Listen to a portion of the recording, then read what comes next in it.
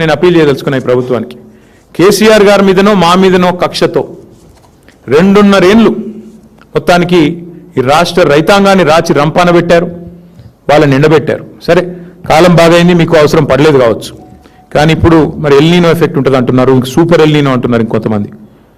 తప్పదు ఇప్పుడు నీళ్ళు లిఫ్ట్ చేయడం. ఇప్పుడైనా బుద్ధి తెచ్చుకోండి, చేసిన రాజకీయం చాలు, చేసిన చిల్లర ప్రచారం చాలు. నిన్నగాక మొన్న మీరు మాట్లాడిన బూతులు అందరం విన్నాం, చెవుల నిండా విన్నాం. ఇక 2.5 ఏళ్ళు మాట్లాడిన బూతులు, కూసిన కారు కూతలు ఇవి చాలు. మా మీద కోపం ఉంటే ఏంటి కేసులే, ఇంకొక 10 కమిషన్లు వేసుకో, ఏం వేసుకుంటా వేసుకో. కానీ కోపం రైతాంగం మీద తీసి వాళ్ళ నిండబెట్టి, వాళ్ళ పంటలు ఎండబెట్టి, వాళ్ళ కరెంట్ ఇవ్వకుండా, రైతు బంధు వేయకుండా, నీళ్ళు ఇవ్వకుండా ఏ రకంగా హింసించడం ఏదైతుందో ఇది ప్రభుత్వానికి తగదు, కాంగ్రెస్ పార్టీకి తగదు.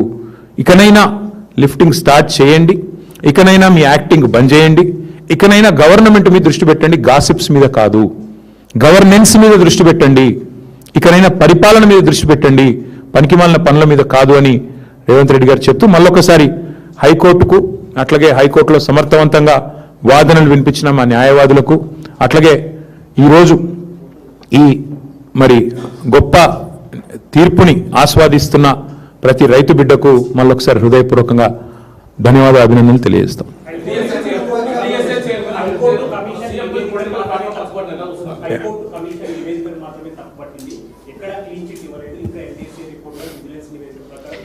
కోడిగుడ్డు మీద ఈకలు వీకడం అంటే తెలుసా బ్రదర్ నీకు? అదే ఆ రిపోర్టెడ్ ట్రాష్ అని చెప్పిన తర్వాత ఇంకేముంది అందులో చెప్పడానికి? ఇప్పుడు ఆ రిపోర్ట్ ఆధారంగానే కదా వీళ్ళేదో సిబిఐ గీబీఐ అని అర్ధరాత్రి 2 గంటలకు రేవంత్ రెడ్డి గారు అసెంబ్లీలో అనౌన్స్ చేశారు కదా. రిపోర్టెడ్ ట్రాష్ అని హైకోర్టు తెలిసింది, ఇంకేముంది చెప్పడానికి? అది ఘోష్ కమిషన్ రిపోర్ట్ కాదు, ట్రాష్ కమిషన్ రిపోర్ట్ అని తెలిసింది హైకోర్టు, ఇంకేం కావాలి? ఎట్లా చూసేది ఏముందండి నాకు అర్థం కాదు. కాంగ్రెస్ బీజేపీ ఒకటేం చూస్తాం, ఇంకేం చూస్తాం? నేను అడుగుతున్న సింపుల్ ముచ్చట, ఇదే ఎన్డీఎస్ఏ ఎస్ఎల్బీసీ కుప్ప కూలి, కాంగ్రెస్ అవినీతి వల్ల కుప్ప కూలితే 6 మంది చచ్చిపోతే ఎన్డీఎస్ఏ ఎక్కడ చచ్చింది? ఎందుకు రారు? ఇదే ఎన్డీఎస్ఏ వట్టెం పంప్ హౌస్ మొత్తం మునిగి బాహుబలి మోటార్లు కూడా మునిగిపోతే ఎక్కడ చచ్చింది అని అడుగుతున్నా. ఇదే ఎన్డీఎస్ఏ తెలంగాణలో చెక్ డ్యాములు పటాకులు వెళ్ళినట్టు పేలుతుంటే ఎక్కడ చచ్చింది? సుంకిశాలలో రిటైనింగ్ వాల్ కూలిపోయి దగ్గర 180 కోట్ల ప్రజా ధనం వృధా అయితే ఎక్కడ చచ్చింది ఎన్డీఎస్ఏ, ఎక్కడ చచ్చింది ఎన్డీఏ? నేను అడుగుతా ఉన్నా. వాళ్ళంతా ఒకటే, ఇద్దరు దొంగలు, దొంగ చీకటి ఒకటైపోయినట్టు వాళ్ళ ఇద్దరు ఒకటైంది కాంగ్రెస్ బీజేపీ వాళ్ళు. కాబట్టి మీరు ఆలోచన చేయండి, వాళ్ళ కాంగ్రెస్ ముఖ్యమంత్రిని కాపాడుతుంది ఎవరండి? వీళ్ళు కాదా? ఎవరు కాపాడుతున్నారు కాంగ్రెస్ ముఖ్యమంత్రిని? ఇవాళ అమృత్ స్కీమ్లో రేవంత్ రెడ్డి గారి బామ్మర్దికి కేంద్ర ప్రభుత్వం టెండర్ ఇస్తుంది. ఈయన ఏం చేస్తాడు?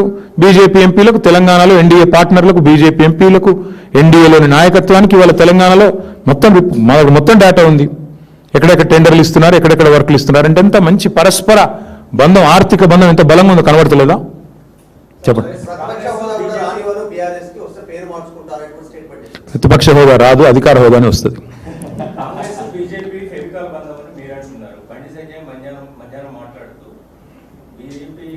ఒక్కసారన్నా బండి సంజయ్ అంటే ఆయన రేవంత్ రెడ్డిని విమర్శ చేసింది మీరు విన్నారా? మూటలు వెళ్తుంటే పట్టుకోవాల్సింది ఎవరా? మూటలు వెళ్తుంటే కాంగ్రెస్ పెద్దలకు పట్టుకోవాల్సింది ఎవరు? హోంమంత్రినా? దొంగలను పట్టుకుంటాడు ఎవరు? హోంమంత్రి కదా. ఈయన ఏం చేస్తాడు పని? ఆయన కేంద్ర హోంమంత్రి అని గుర్తు చేయండి అప్పుడప్పుడు. ఆయనకి ఎంతసేపు కరీంనగర్లో గల్లీలో కార్పొరేటర్ తిరిగినట్టు తిరుగుడు కాదు కదా. అప్పుడప్పుడు ఆయన స్థాయికి దగ్గర పనులు చేయాలి కదా. కేంద్ర హోంమంత్రి అంటాడు దొంగలను పట్టుకోవాలి. మీ ప్రధానమంత్రి ఏమో వచ్చి ఇక్కడ పెద్ద డైలాగులు కొడతాడు, తెలంగాణ ఏటీఎం అయిపోయిందని ఆయన డైలాగ్ కొడతాడు. ఏమంటాడు వచ్చి ఆర్ఆర్ ట్యాక్స్ అంటాడు. మరి మీరేం బీక్తున్నారు? మీరే వచ్చి ఒక హోంమంత్రి వచ్చేమో ఏటీఎం అయిపోయింది తెలంగాణ అంటాడు ఏఐసీసీకి, నువ్వేమో మూటలు పోతున్నాయి అంటావు. మీ ప్రధానమంత్రి వచ్చి ఆర్ఆర్ ట్యాక్స్ అంటాడు. మరి ముగ్గురు కలిసి ఏం చేస్తున్నారు? మీరు దేశాన్ని నడుపుతున్నారా లేకపోతే గాడుగులు తోలుతున్నారా? ఏం చేస్తున్నారు చెప్పమను. 2.5 ఏళ్ళు అయింది. ఈ రక్షణ మంత్రి, సహాయ మంత్రి రేవంత్ రెడ్డికి సహాయం చేయడం తప్ప ఆయన ఇంతవరకు చేసింది ఏమైనా ఉందా ఈ రాష్ట్రానికి? ఒక్క పైసా పని ఎక్కడన్నా? మా వేములవాడ గుడి నిన్న అదేదో దివ్య భారత్ స్కీమ్లో అలా చేరనేలేదట. నీ పార్లమెంట్ పరిధిలో ఉండే గుడి సంగతి నీకు దిక్కులేదు, ఖయాల్ లేదు. ఎంతసేపు రేవంత్కు రక్షణ కవచంలాగా గోడగా నిలబడాలి. చెప్పు, చిత్తశుద్ధి ఉంటే బండి సంజయ్, కిషన్ రెడ్డి నేను అంటున్నా చెయ్యి, అమృత్ స్కీమ్ మీద విచారణ చెయ్యి. ఎట్లా వస్తుందండి రేవంత్ రెడ్డి బామ్మర్దికి అమృత్ స్కీమ్లో వీళ్ళ పెద్దల పాత్ర లేనిది? ఎట్లా వస్తుంది? సింగరేణిలో ఈయన బావమరిది చేస్తున్న కుంభకోణాలు మొత్తం మేము బయటపెట్టాం. ఎందుకు విచారణకు ఆదేశించారు బీజేపీ వాళ్ళు? ఎవరు కాపాడుతున్నాడు రేవంత్ రెడ్డిని? అంతెందుకండి వాళ్ళు, నేను అంటున్నా, ఓటుకు నోటు కేసు ఉంది, రైట్? అజ్మల్ కసబ్ అనేటోడు తీవ్రవాది అనేది ఎంత స్పష్టంగా కెమెరాలో దొరికిండో, అజ్మల్ కసబ్ అనేటోడు తీవ్రవాది హంతకుడు అనేది ఎంత వాస్తవమో, రేవంత్ రెడ్డి దొంగ అనేది అంతే వాస్తవం. ఆయన కూడా కెమెరాలో దొరికిపోయాడు. కసబు కెమెరాలో దొరికిండు, రేవంత్ రెడ్డి కూడా కెమెరాల ముంగటనే దొరికిండు. ఏమైంది మన కేసు? ఎందుకు పర్సూ చేయట్లేదు కేంద్ర ప్రభుత్వం? పర్సూ చేయాలి కదా.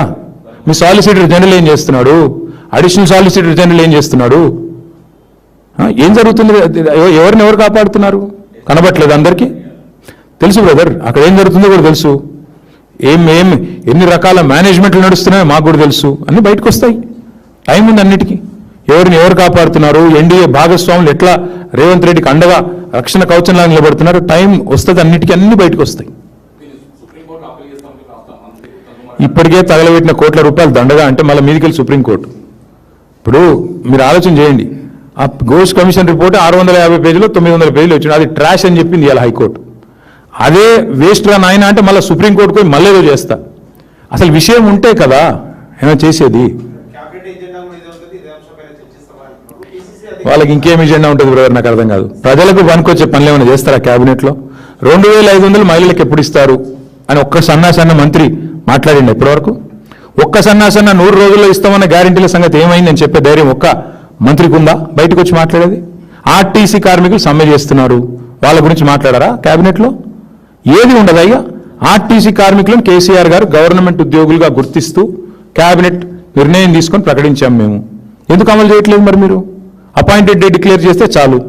వాళ్ళకి రావాల్సిన పీఆర్సీ, వాళ్ళకి రావాల్సిన డిఏలు, వాళ్ళకి రావాల్సిన బకాయిలు అన్నీ ఇస్తే చాలు. వాళ్ళు ఏం అడుగుతున్నారు? మీరు మేనిఫెస్టోలో పెట్టింది అడుగుతున్నారు. అదేం చర్చ చేయరా క్యాబినెట్లో? మేము వారికి కూడా మా నైతిక మద్దతు ప్రకటిస్తూ ఉన్నాం.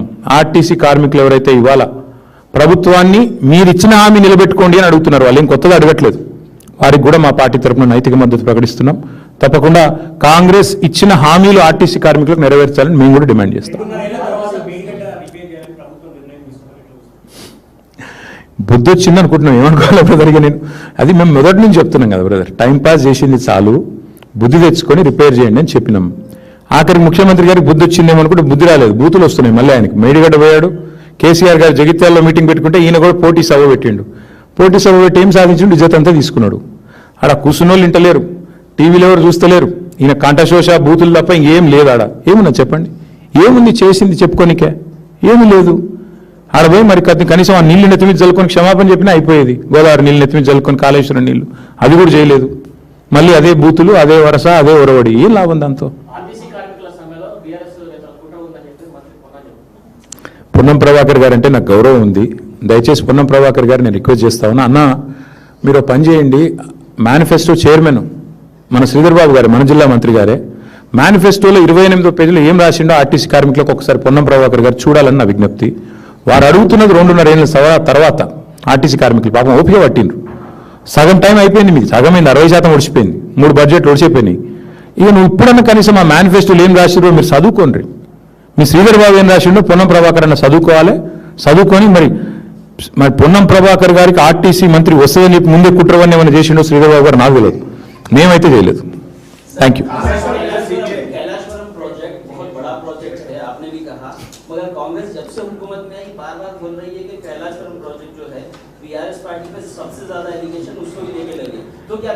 भाई नहीं सुनिए, एक आदमी है इसका नाम है राहुल गांधी.